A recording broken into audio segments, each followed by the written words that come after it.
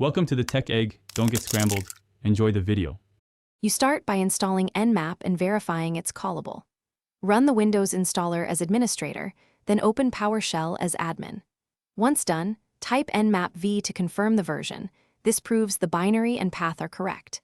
If PowerShell cannot find Nmap, add the Nmap install folder to your path and reopen the shell. After verification, you're ready to run your first quick host discovery scan against a target IP or subnet to see live systems. Now you perform the middle stage scans. Begin with Nmap SN to discover live hosts, then run a TCP SYN scan like Nmap SSP1-65535T4 against a chosen IP to map open ports quickly. Make sure to use SV to detect service versions and only when you need OS and script info. Use ON file name to save readable results.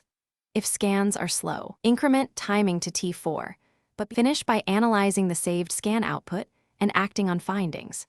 You should cross-reference open ports with detected services and versions, then run targeted NSE scripts for vulnerabilities using SC or specific script arguments.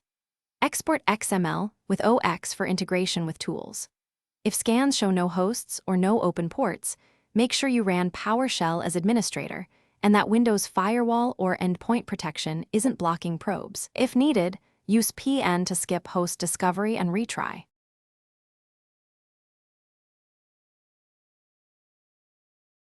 Thanks for watching. Consider subscribing if I helped unscramble your problems.